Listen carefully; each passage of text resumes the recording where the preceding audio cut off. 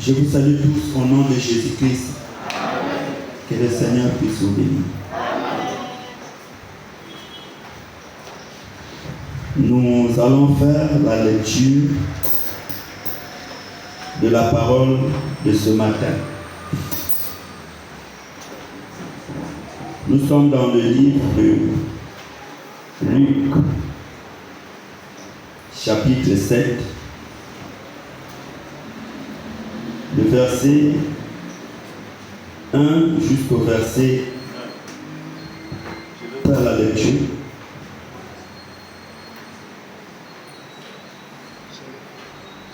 Guérison du serviteur d'un centenier.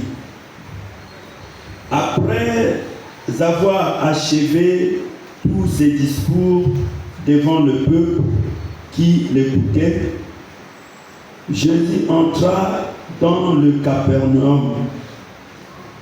Un centenier avait un serviteur auquel il était très attaché et qui se trouvait malade, sur le point de mourir.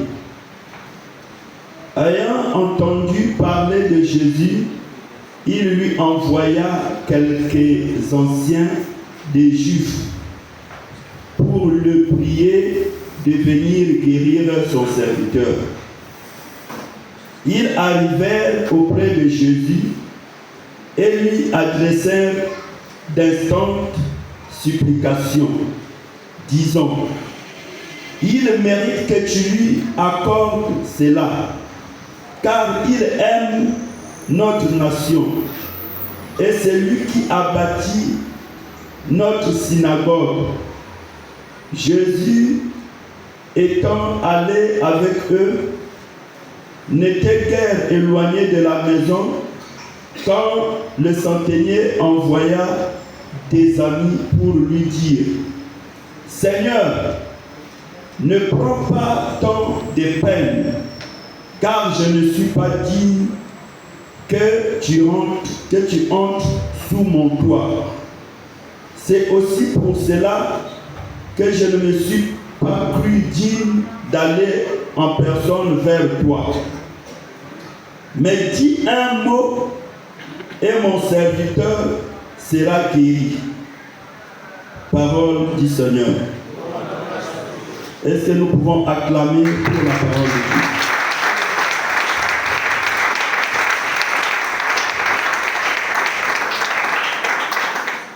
Amen.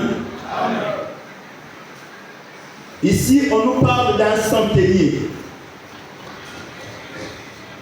Ce centenier était un païen. Mais il avait son serviteur qui était attaché en lui, qui était malade. Et ce centenier a fait du problème de son serviteur, si c'est comme c'était son propre problème. Il a su que le Seigneur Jésus-Christ était dans la ville. Il a supplié les anciens d'Israël. Il a dit: allez-y voir le Seigneur Jésus-Christ. S'il peut guérir mon serviteur, car il est au point de mourir. Et quand le Seigneur a écouté la demande des anciens, et surtout que les anciens ont dit que lui, il aime notre nation, même le temple là où nous adorons Dieu, c'est même lui qui avait construit cela. Le Seigneur fut touché de cela. Alors, il voulait aller avec eux pour aller maintenant guérir le serviteur du centenier. Au même moment, le centenier a vu que non, ce n'était pas normal que je puisse faire déplacer tout un Dieu, une personne comme le Seigneur Jésus-Christ de Nazareth. Il est plus qu'un roi. Et moi, je veux le faire déplacer comme ça, ce n'est pas trop normal. Alors, il a dit à ses amis maintenant, mes amis, allez-y voir le Seigneur. Dites-lui que réellement mon serviteur est au point de mourir. Il faut qu'il fasse quelque chose. Mais mon problème n'est pas qu'il se déplace là où il est pour venir là où je suis. Qu'il puisse seulement prononcer un mot. Et mon serviteur sera guéri. Alléluia. Cette parole du centenier a touché le Seigneur Jésus-Christ de Nazareth. Le Seigneur Jésus-Christ a même dit, même en Israël, il n'avait jamais trouvé une telle foi. Mon frère, ma soeur, nous les païens, nous les nations, nous avons une autre foi. Que même en Israël, c'était difficile de trouver cette foi. Nous, on n'a pas vu le Seigneur Jésus-Christ comme ça. Mais nous croyons à sa parole. Amen. Nous savons que sa parole est capable de tout transformer dans nos vies. Il n'avait pas besoin que le Seigneur puisse se déplacer.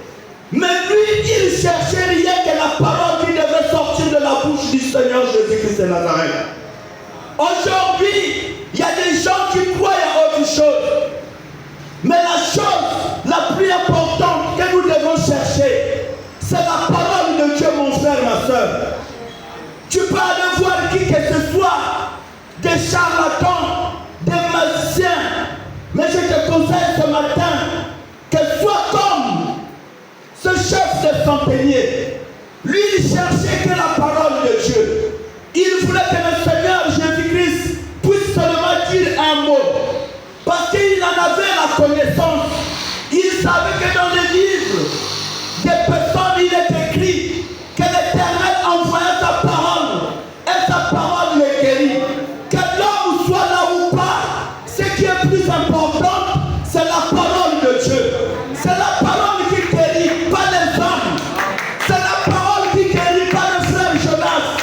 C'est la parole qui délivre, qui guérit, qui peut transformer ta vie. Parce que toutes choses ont été créées par la parole de Dieu. Dieu a prononcé la parole. Et donc quand il a prononcé la parole, il y a eu la terre, il y a eu l'eau, il y a eu le ciel. Toutes choses ont été créées par la parole de Dieu. Voilà pourquoi nous devons donner plus d'importance à la parole de Dieu. Alléluia. Le Seigneur a dit, non, le Seigneur n'a pas ce droit-là de se déplacer. Qu'il puisse seulement prononcer un mot. Je suis sûr que quand il prononcera une parole, cette parole donnera la bonne santé à mon serviteur. Assurément, il sera guéri. Qu'il soit là, qu'il ne soit pas là, ce qui est plus important, c'est la parole. Alléluia. Le Seigneur s'est étonné. Il a dit, oh, quel genre de foi. Même en Israël, je n'ai pas vu une telle foi. Alors, le Seigneur Jésus-Christ a donné l'accord. Il n'était pas arrivé là-bas. La parole de Dieu est plus que la fusée. La parole de Dieu est plus que tout autre avion que nous connaissons. Quand il a prononcé sa parole est arrivée à accorder la guérison au serviteur du centenier. Voilà pourquoi je voulais te dire ce matin, mon frère, ma soeur, ce qui est plus capital, c'est la parole du Seigneur Jésus-Christ de Nazareth. Lui-même, il l'a dit. Il a dit à Marthe et à Marie. Marthe s'occupait du soin domestique. Mais Marie était assise devant le Seigneur Jésus-Christ pour écouter la parole qui devait sortir de la bouche de Jésus-Christ de Nazareth. Écoutez, Marthe a fait une jalousie. Il a dit, ne t'inquiètes-tu pas de ce que ma soeur cadette m'a abandonné faire le soin domestique à seule. Jésus-Christ a dit, non, Marthe. Tu commets une erreur grave. Sache-le que Marie t'a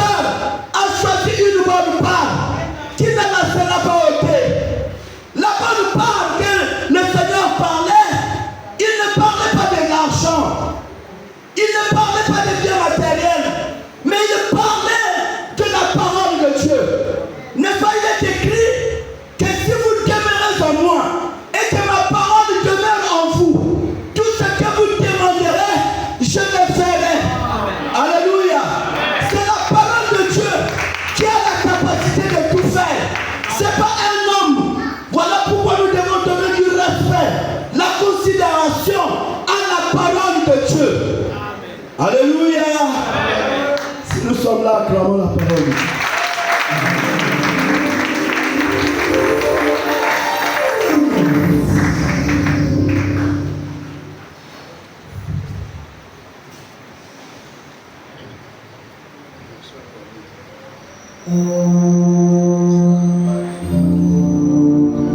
Amen. Lazare était mort. On a appelé le Seigneur Jésus-Christ, qui n'a pas répondu à l'appel de Marthe et de Marie. 2 jours après, il s'est rendu là-bas. Marthe est allé se croiser avec le Seigneur. Quand il a vu le Seigneur, il s'est plaint. Mon frère est mort. Si toi, tu étais là, alléluia. Si toi, tu étais là, mon frère n'allait pas mourir. Alléluia. Mon frère, ma soeur, quand tu es incrédule, quand tu ne veux pas écouter la parole de Dieu, quand tu t'éloignes de la parole de Dieu, sache-le que tu es en danger. Marthe a dit, si tu étais là, mon frère ne devrait pas mourir. Donc l'absence de Christ attire le malheur, attire la mort, attire la maladie, attire beaucoup de problèmes.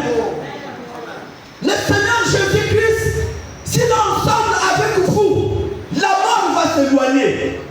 S'il est ensemble avec vous, la maladie va s'éloigner. Parce qu'il est dit dans sa parole que tout genou doit fléchir devant le nom puissant de Jésus-Christ de Nazareth. Si le Seigneur Jésus-Christ est ensemble avec toi, tu as la victoire, tu as des succès, tu vas réussir dans ce que tu fais. Mais si tu t'éloignes du Seigneur Jésus-Christ, tu es en train de courir un grand danger. Alléluia. Alors le Seigneur Jésus-Christ a dit, je suis la résurrection et la vie. Alléluia. Je suis la résurrection et la vie. J'étais absorbé comme je suis là. Je suis la résurrection et la vie. Alors, Marthe a dit quelque chose. Elle a dit, je crois que tout ce que tu demanderas au Père, il le fera. La confiance était là. Elle voulait quoi? Que le Seigneur parle. Parce que si le Seigneur devait parler, le Père devrait l'écouter. Sans la parole, sans qu'on parle, rien ne peut se faire. Il faut parler. Et on ne parlera pas du n'importe quoi. Il faut parler de la parole de Dieu. Et elle a dit non. Je sais, je le crois. Tout ce que tu demanderas au Père, il le fera. Elle avait cette ferme assurance. Elle s'est dit non, il faut seulement une parole. Si le Seigneur Jésus-Christ prononce une parole, non. Mon frère reviendra à la vie. La parole de Dieu est très capitale. Nous négligeons la parole de Dieu. Nous sommes rentrés dans des sentiments. Nous avons voulu mettre la parole de Dieu de côté. Nous avons oublié qu'au centre de toutes choses, c'est la parole de Dieu. Alléluia. Il y a parole et parole.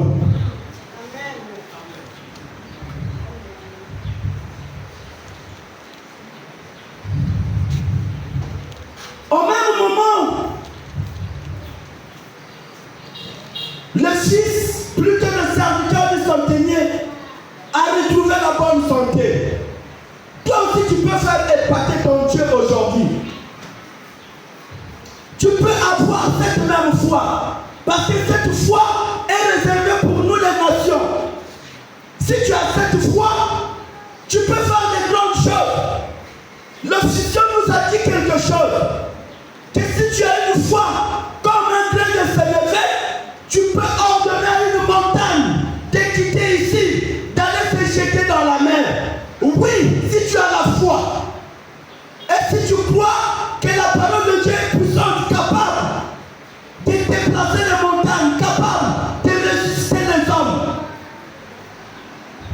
nous avons fait naufrage à la foi. Nous avons pris la parole de Dieu, nous avons mis à côté.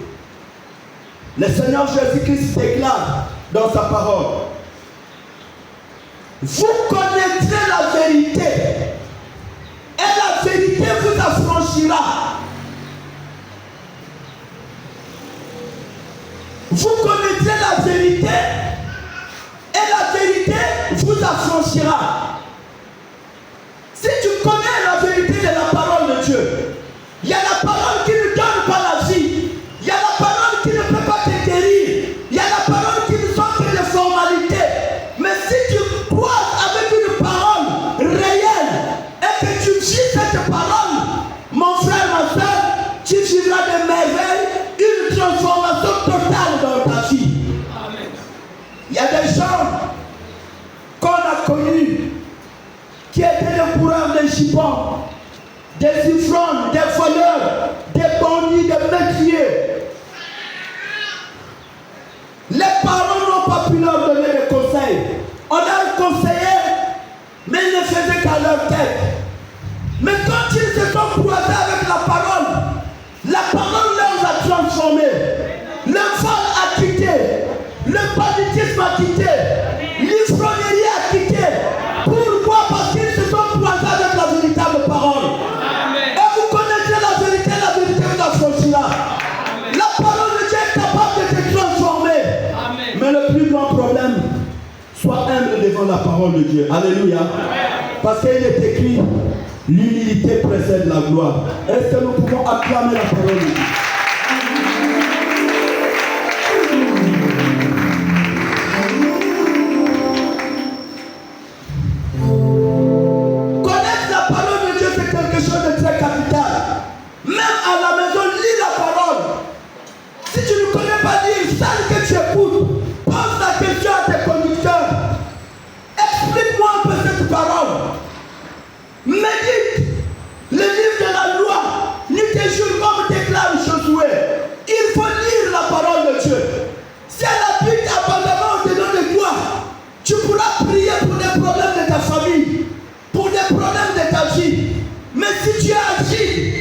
Tu appelles même les démons au-dedans de toi. Alléluia. Alléluia. Il y a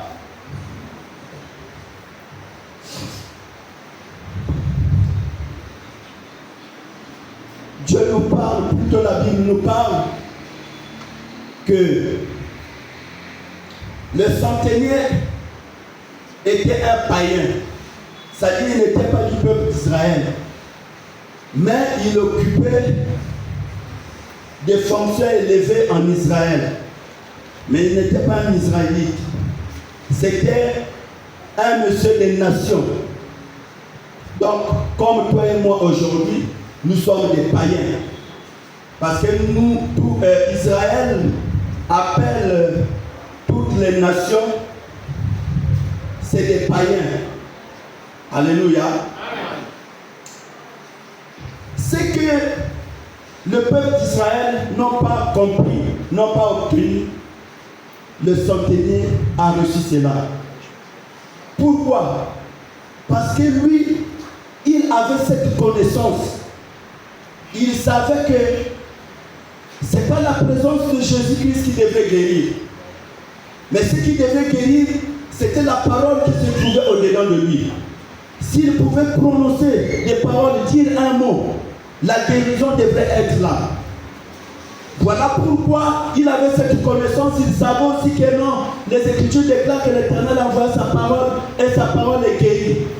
Il s'est attaché sur cette verset, sur cette portion des Écritures, et il a mis cela en pratique et il a obtenu la guérison de son serviteur. Voilà pourquoi c'est très capital, mon frère, ma soeur, de connaître la parole de Dieu. Il y avait deux frères, l'enfant prodigue et son grand frère. Les Écritures déclarent que l'enfant prodigue a déclaré à son papa, il a dit, donne-moi ma part qui me revient. Et le père a partagé leurs biens. Lui, après quelques jours, il a pris sa part de biens. Il est allé dans un pays lointain. Là-bas, il déclare les Écritures. Il a mené une vie de débauche. Peut-être comme toi et moi.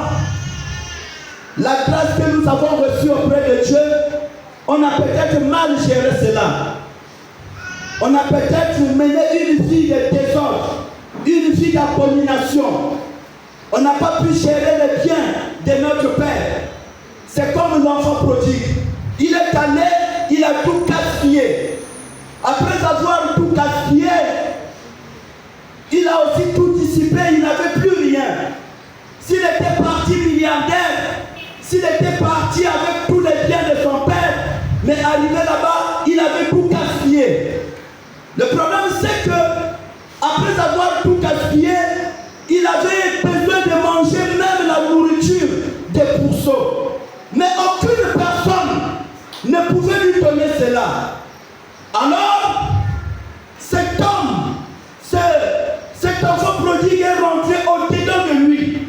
Il s'est dit non, je ne peux pas continuer à souffrir ici.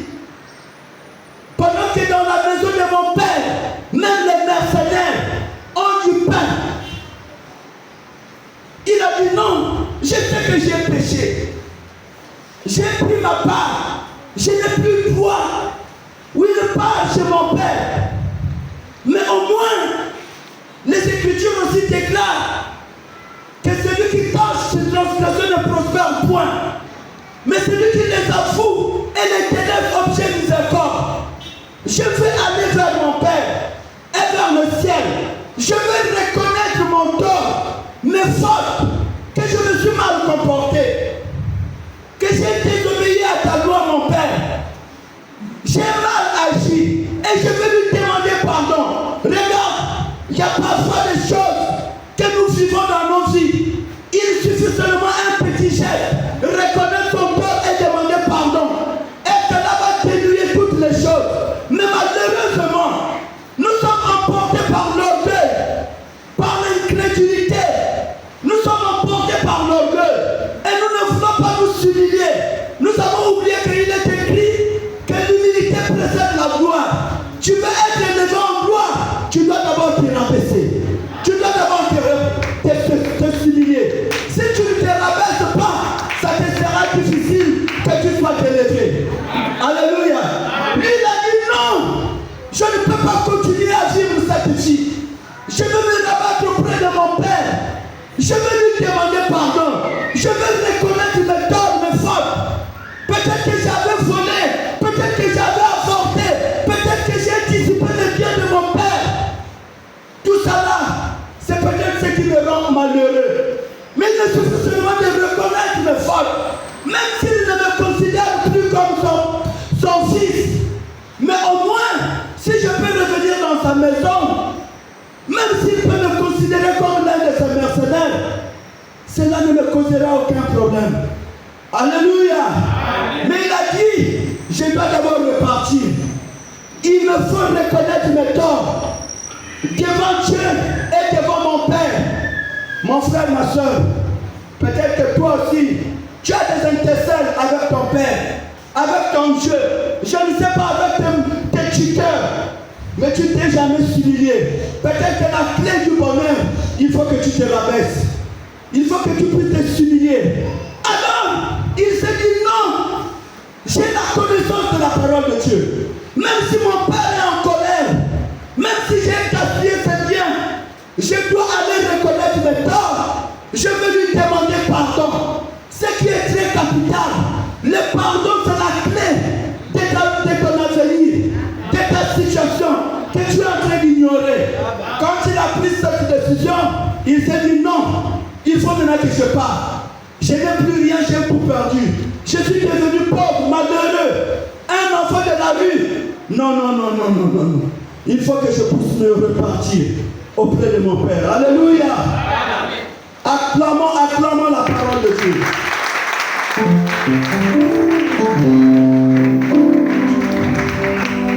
En partant vers son Père avait une autre vision.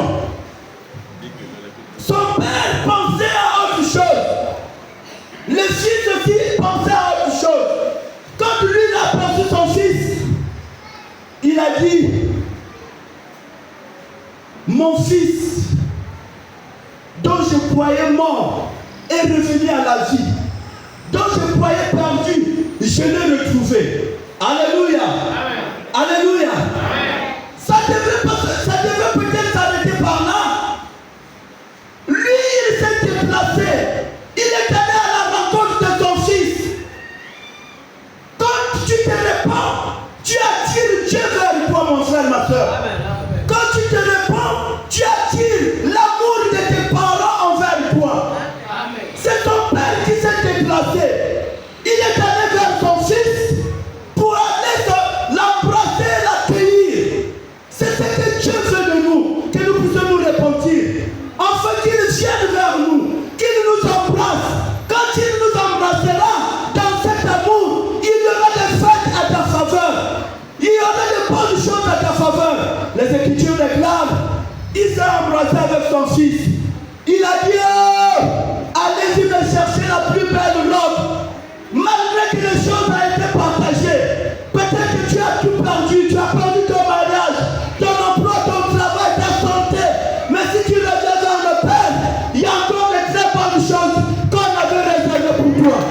La plus belle robe, malgré ses péchés, malgré tout ce qu'il avait fait, comme il s'est repenti, le Père a dit non, c'est la plus belle robe. Allez-y me la chercher. Le vôtre là, allez-y prendre cela. Alléluia. Toutes les bonnes choses qui suscitera la jalousie des membres de ta famille, de ton entourage. Ça va susciter la jalousie. Ça va susciter même la jalousie de tes frères et de tes soeurs. C'est quand tu vas te repentir, Dieu va prendre les bonnes choses qu'il avait réservées pour toi. Dieu va faire des manifestations de fête à ta faveur. C'est ce qui s'est passé. Alléluia. Amen. Il a dit non, non, non. Le vôtre là qui est là, allez-y prendre. Après ça, nous allons fêter avec mon fils. La plus belle robe, des souliers qui étaient là, amenez-le pour mon fils. Alléluia. Amen. Alléluia. Amen. Regarde le fruit de la repentance. De reconnaître ce tort. Ce qui est devenu difficile pour nous les enfants de Dieu, surtout les hommes de Dieu, n'en parlons plus. Et est-ce que je peux demander pardon à un frère ou à une soeur? Mais sinon ma veste du pasteur ira où? Alléluia. Amen. Tu es en train de te tromper. Si tu continues dans cet orgueil, Dieu va t'abaisser. Mais si tu te rabaisses toi-même, c'est Dieu qui t'élèvera. Alléluia. Amen. Il avait cette connaissance. Je veux que toi aussi, mon frère, ma soeur, que tu puisses avoir la connaissance, que tu puisses reconnaître tes droits. Vous savez, il y a un qui ne connaissait pas ses droits. C'est le grand frère d'un enfant prodigue. Lui, il ne connaissait pas ses droits. Il était avec son père. Il était obéissant à son père. Il travaillait avec son père. Mais il ne connaissait pas ses droits. Alléluia. Amen. Il y a beaucoup d'enfants de Dieu qui souffrent, même dans l'église. Qui fait tout ce que la parole de Dieu demande. Ils mettent la parole de Dieu en pratique. Ils obéissent à Dieu. Ils obéissent au conducteur de Dieu. Mais ils ne savent pas leur droit. Alléluia. Amen. Le grand frère de l'enfant prodigue, pendant que ces rencontres étaient en train de se passer, lui, il était en train de travailler au champ. Il était en train de travailler dans le champ de son père et paître les troupeaux de son père. Mais de retour vers le soir, il a écouté le bruit des chants dans la parcelle, dans la maison. Il a appelé l'un des serviteurs. Il a dit, mais j'entends du bruit là, qu'est-ce qui se passe à la maison? L'autre a dit, non, mais ton frère cadet, c'est lui qui était parti, c'est lui qui a gaspillé tous les biens de ton père. Il est de retour. Et voilà pourquoi on a tué un vaudra. On lui a donné la meilleure robe, la plus belle robe qui était dans votre maison. Et voilà, il y a une fête, on a invité les gens. Les gens sont en train de festoyer. Alléluia. Amen. Vous savez, Le grand frère s'est mis en colère. Quand tu te réponds, les gens vont se mettre en colère. Quand tu te réponds, il y aura la jalousie. Le grand frère s'est mis en colère. Il a dit non. Rentrez dans la maison. Je ne peux plus rentrer dans cette maison. Quoi? Moi qui est là, j'obéis à tout ce que mon père me demande de faire. J'ai souffert pour que mon père puisse devenir riche, milliardaire. Mais il n'a jamais fait une fête pour moi. Il n'a jamais tué un veau plat pour que je puisse me réjouir, moi et mes frères. Mais pour celui qui est allé gaspiller ses biens, son argent, sa richesse, c'est à cause de lui qu'il est en train de faire des fêtes dans la maison. Je ne peux plus rentrer là-bas. Alléluia. Lui, il n'avait pas connaissance de ce droit. Il ne savait pas ce qui devait lui revenir. Il a dit non, je ne rentre pas. Le père a dit non. Le père est sorti dehors. Il a dit, mon fils, qu'est-ce qui ne va pas? Il a répété la même chose. Il a dit non. Depuis que je suis là, papa, tu n'as jamais fait quelque chose de bien pour moi. Même une fois, tu es un veau là pour que je puisse me réjouir avec mes amis. Alors que moi, je t'obéis. Je travaille pour toi. Et pour celui qui est allé gaspiller tes biens, c'est à cause de lui que tu as fait cela.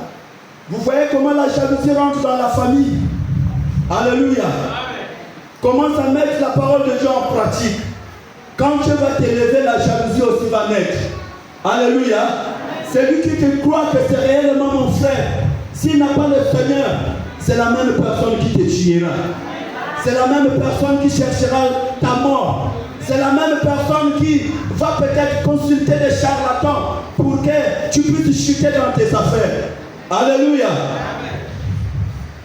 Le père a dit, non, mon fils, c'est vrai que tu m'obéis, tu as toujours travaillé avec moi, mais je crois qu'il y a quelque chose qui manque dans ta tête. C'est que tu ne connais pas tes droits. Alléluia. Si tu connaissais tes droits, tu ne devrais pas te comporter comme ça. Hein? Le plus grand problème, c'est que tu ne connais pas tes droits. N'est-ce pas? Il est écrit, mon peuple meurt par faute de connaissance. Même dans cette vie-là où nous sommes, nous autres là, parfois, on peut se retrouver au PSP sur des choses que tu as raison. Mais comme tu ne connais pas ton droit, les policiers vont te marginaliser, la gendarmerie va te marginaliser. Tout ça là parce que tu ne connais pas tes droits. Mais si tu connaissais tes droits, tu peux te défendre sur ton problème. Tu peux dire non, ça c'est comme ceci, ça c'est comme ceci. Alors ton papa lui a dit non. C'est quand même ton frère. Il était mort, il est revenu à la vie. Il était perdu, je l'ai retrouvé. Il fallait quand même qu'il y ait une fête comme ça. Mais pour toi c'est différent. Pour toi c'est différent. Tu es l'héritier.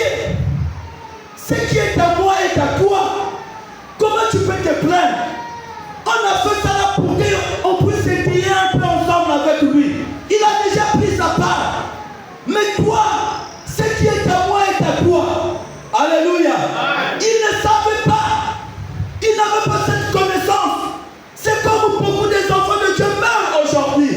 Ils ont leur droit auprès du Père.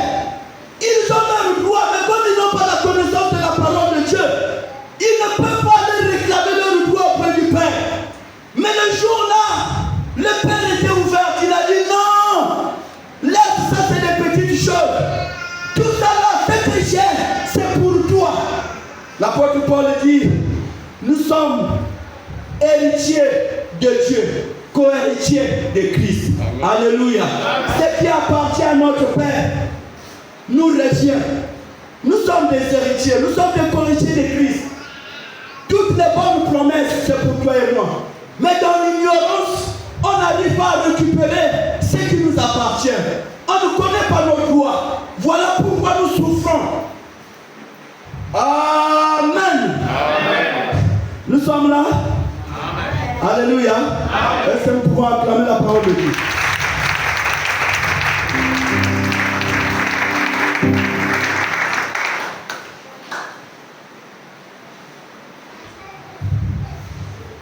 Le Père a dit non. Ce qui est à moi est à toi. Ne te plains pas pour ton frère. Ça, ce n'est qu'une fête. C'est quelque chose pour le recevoir. La robe, la plus belle robe ne vale pas que toute la richesse que nous avons ici. Et tout ça là, c'est pour toi. Viens, rentre dans la maison. Vous voyez qu'il y a deux types de personnes. Mais toi et moi, nous sommes ceux-là qui sont prévus pour bénéficier de toutes ces choses, pour être les héritiers. Mais parfois on est un peu jaloux, parfois on rentre un peu dans la haine, parfois on ne veut même plus rentrer dans la maison. Pourquoi? Parce qu'on ne connaît pas nos droits, on ne connaît pas ce qui nous revient. Mais un véritable enfant de Dieu, il connaît que ça c'est la maison de mon Père. Ce qui appartient à mon Père m'appartient à moi. Alléluia. J'ai écouté une histoire. Une sœur qui était en train de dire, donc elle savait déjà, elle vivait avec son père et elle était en train de prendre des précautions. Elle dit, mais les biens de mon père, et c'est notre bien à nous. Et il faut, donc elle veille même sur les biens de son père.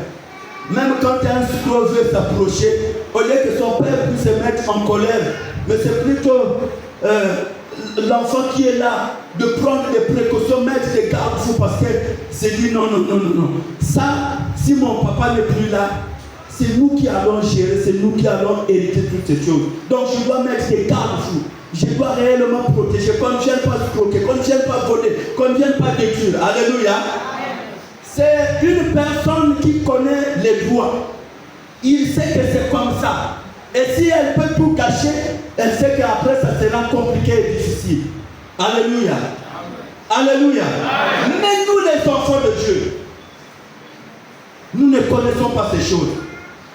Parfois on est même obligé d'aller consulter des féticheurs, des marabouts, parce qu'on ne connaît pas nos droits. Amen. Il y a une femme qu'on appelait Esther.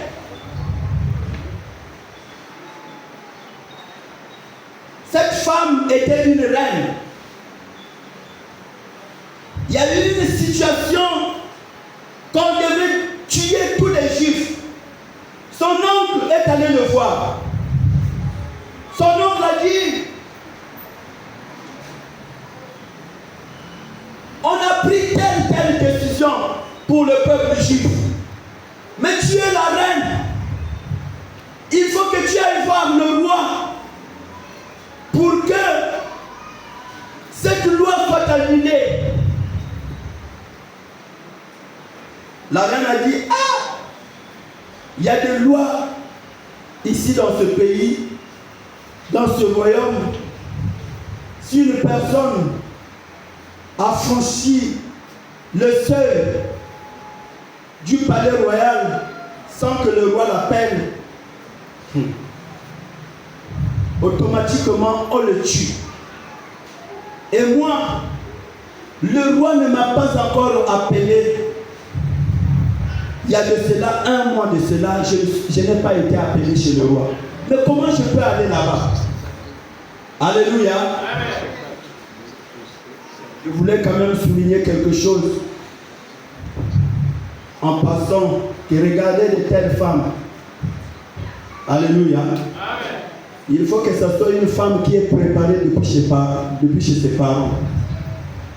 Si c'est nos sœurs qui n'ont pas de morale, qui n'ont pas des critères des femmes qu'on peut mettre dans le foyer, ils ne peuvent pas supporter. Regardez ce qui se passe dans les maisons des présidents des rois.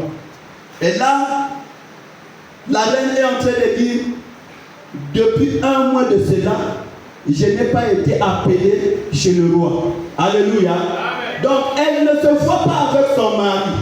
Elle est la reine. Mais rien que voir le visage de son mari, elle ne voit pas. Peut-être que ça c'était d'abord 1 mois. Peut-être que ça pouvait aller 2 mois. Alléluia. Ceux-là que vous enviez, déjà, vous n'êtes pas des milliardaires, vous êtes des millionnaires. Peut-être que vous n'avez même pas de millions. Tu n'arrives pas à supporter ton mari. Pendant 1 mois ou 1 semaine ou 2 semaines, tu as de la chaleur. Tu veux qu'à bout de fois que tu sois ensemble sur le lit avec ton mari. Alléluia. Mais regardez, peut-être que tu pouvais convoiter la reine. Que ça c'est la femme du roi. Mais privé de son mari durant 1 mois. Et même là, ce n'était pas fini. Peut-être que ça pouvait aller à 2 mois. Toi qui n'arrives pas à supporter, même quand on te donne une promesse, ton mari est allé en mer, ton mari est allé peut-être en Europe, chercher votre avenir. Derrière, tu es en train de faire la foire de tous les hommes du monde. Alléluia. Après, tu pries à tout toi au nom du poêle, que tu dois avoir du poêle. Quel du poêle là? Est-ce que toi tu es préparé pour le mariage? Ou tu es préparé pour l'écouter laisser? Alléluia. Est-ce que nous pouvons acclamer la parole de Dieu?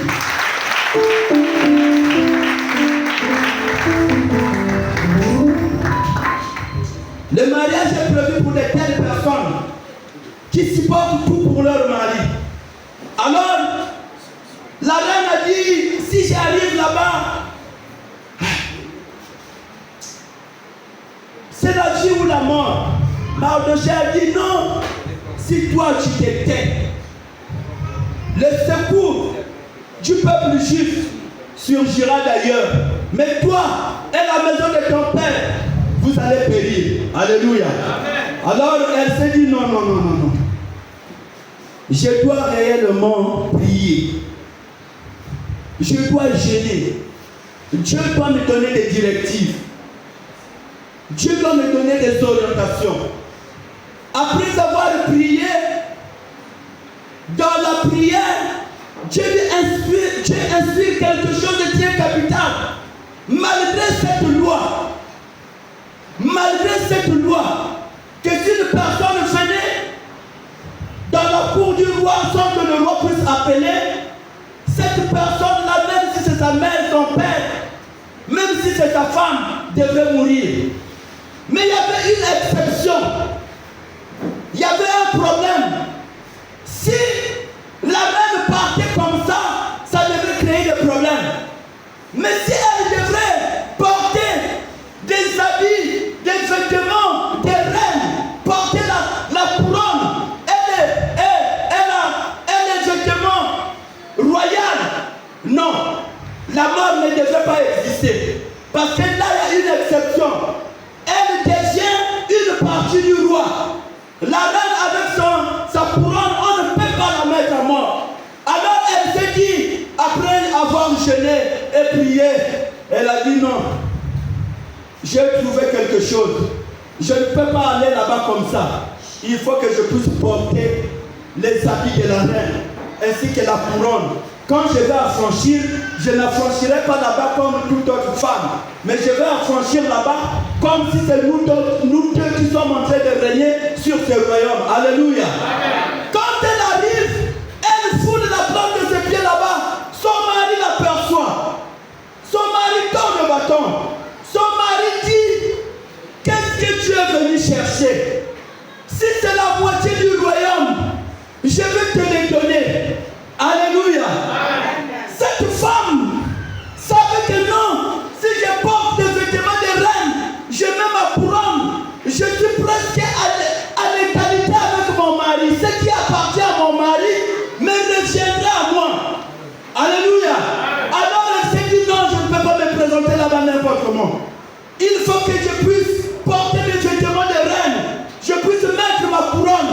En ce moment-là, je serai différent des autres femmes.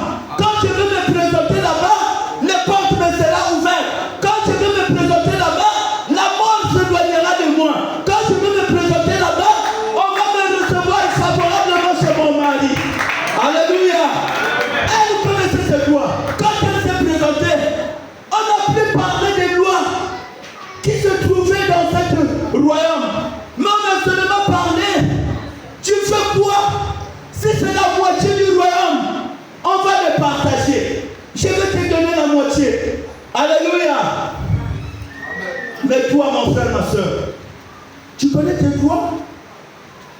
Est-ce que tu connais tes droits? Nous avons tous nos droits dans la parole de Dieu. Mais si tu ne lis pas la parole de Dieu, si tu ne connais pas les promesses bibliques, si tu ne connais pas ce qui te régit à toi, comment Dieu peut te le donner? Il y a même des femmes qui sont là, qui ne reconnaissent pas leurs droits dans leur foyer, dans leur mariage.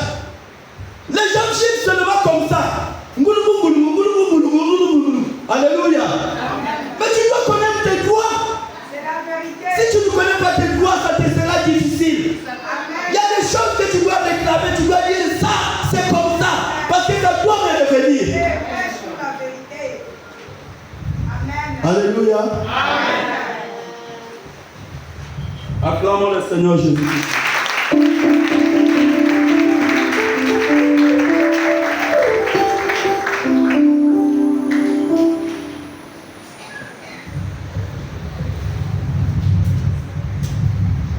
Nous avons pris la parole de Dieu. Nous avons mis la parole de Dieu à côté. Nous sommes rentrés dans des hérésies. Nous voulons faire des choses selon nous. Mais ce chef de centenier nous enseignait quelque chose de très capital. Lui, il connaissait ses droits. Il savait que si je peux faire parler de telle manière, la guérison de mon serviteur sera là. Et c'est quelque chose qui a même étonné le Seigneur Jésus-Christ. Il a dit même en Israël, il n'avait jamais vu vous croiser une telle foi. Une personne qui n'a pas envie de la présence de Christ, mais il a envie de sa parole. La confusion qui est là, vous allez voir que dans des églises par-ci par-là, il y en a ceux-là qui prennent les photos de soi-disant Jésus-Christ. Mais qui a vu Jésus-Christ? La photo là, on avait pris c'est là où on prend un Libanais, on lui prend des photos, on commence à mettre dans nos églises que non, celui-là, c'est Jésus-Christ. Alléluia.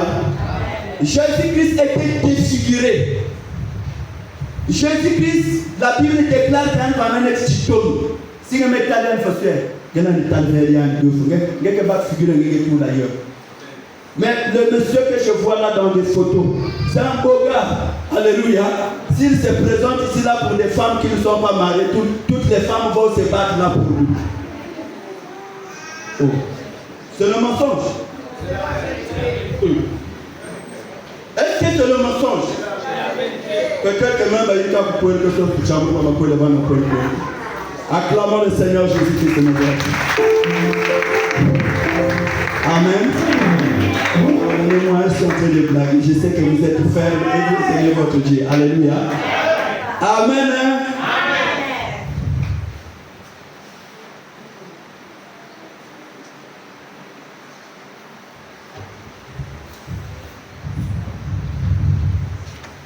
C'était tout juste pour dire que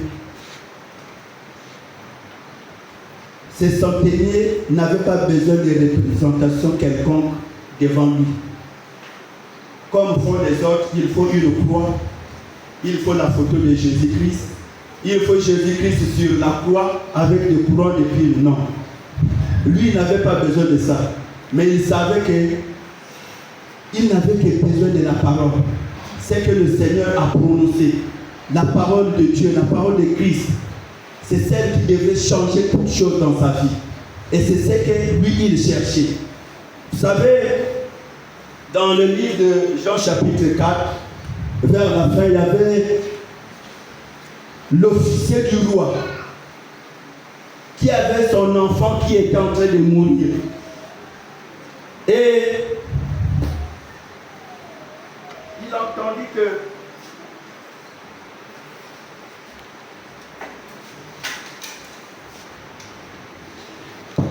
il a entendu que le Seigneur était là. Il est allé supplier le Seigneur Jésus-Christ. Il a dit au Seigneur Jésus-Christ, non, mon enfant est en train de mourir. Viens vite. Alléluia. Amen. Viens vite. enfant. Sinon mon enfant va mourir. Mais le Seigneur Jésus-Christ n'est pas un Dieu de système. Il a plusieurs manières de guérir. Il a plusieurs manières de faire des miracles. Il a dit à l'officier, non, mais moi je ne suis pas obligé de partir avec toi. Le voyage qu'il devrait effectuer devrait prendre toute une journée de marche. Je ne sais pas si c'est sur les chevaux ou sur quoi il devrait faire, mais parce que la Bible déclare, quand il a prononcé une parole, que va, ton fils est guéri, il est en bonne santé. L'officier, pour arriver chez lui, a fait toute une journée. Parce que s'il a quitté à 5 heures ici, il est arrivé chez lui demain à 5 heures. Alléluia. Alors, il voulait marcher ensemble avec le Seigneur pour que le Seigneur aille guérir son fils. Mais le Seigneur a dit non, je ne suis pas obligé d'aller avec toi. Je peux ordonner aux anges, je peux ordonner à ma parole, je peux prononcer une parole. Et en l'instant même, dans les mêmes secondes, pas après 5 minutes, pas après 10 minutes, mais dans les mêmes secondes que je vais prononcer ma parole, ton fils va être guéri. Alors le Seigneur a dit non, je ne suis pas obligé d'aller avec toi. À l'instant que je te parle, ton fils est déjà guéri. L'officier du roi a effectué son voyage. Il a fait toute une journée de marche ou de voyage. Arrivé sur le terrain, ses serviteurs sont venus le croiser pour lui dire que ton fils est en très bonne santé. Il a dit quoi? Depuis quand? Depuis hier à 7 heures. Il s'est souvenu, wow, c'est même l'heure que le Seigneur m'avait dit que non, va, ton fils est en bonne santé. Alléluia. Vous voyez que la parole de Dieu file plus que des fusées. Et la parole de Dieu, même si je ne sais pas Dieu à l'extrémité de la terre, si on prononce à la même seconde, à un clin d'œil, la parole de Dieu est capable de ressusciter, de donner la vie là-bas. Alléluia. Amen. Alléluia. Amen. Voilà pourquoi mon frère, ma soeur, toi-même, tu es un miracle vivant, mais tu te négliges. Tu ne connais pas ta valeur. Voilà pourquoi tu te fais ridiculiser. Si tu connaissais ce que tu étais, tu ne devrais pas trembler devant la maladie de palu. Tu ne devrais pas trembler devant les cafards. Tu ne devrais pas trembler devant les chats. Parce que même les chats t'empêchent de dormir. Alléluia. Parce que tu ne connais pas qui tu es. Si tu connaissais ta valeur, ces choses-là, même la maladie, devrait fléchir les genoux devant le nom de Jésus-Christ de Nazareth. Alléluia. Amen. Mais le plus grand problème, c'est de connaître qui tu es. Tu as quelle valeur?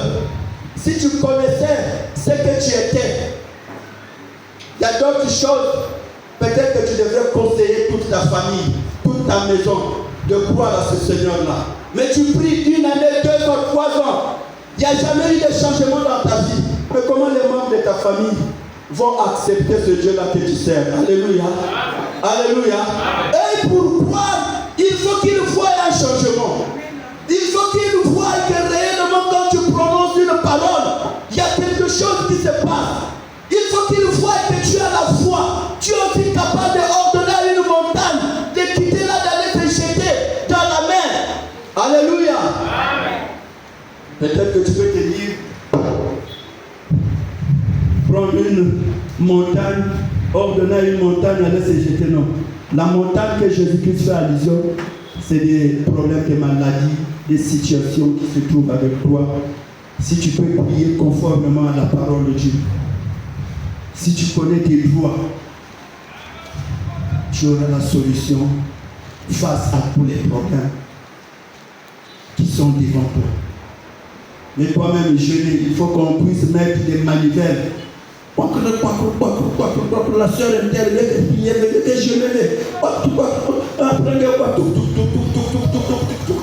Alléluia.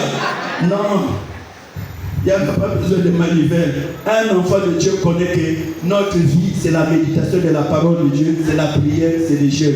Que le Seigneur puisse vous bénir.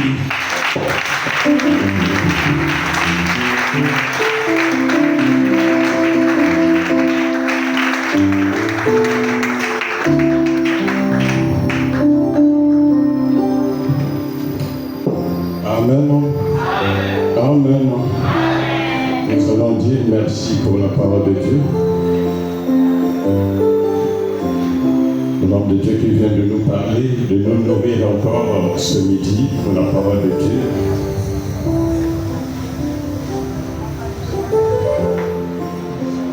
L'Éternel Dieu, nous te disons encore une fois merci Seigneur d'avoir utilisé ton serviteur, de nous parler de ta part, de nous édifier, de nous consoler, de nous encourager, de nous enlever les doutes, de nous enlever les peurs, d'enlever l'incrédulité et d'avoir l'assurance à ta parole de Dieu.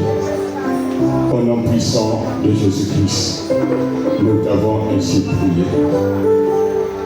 Amen. Amen. Et je crois que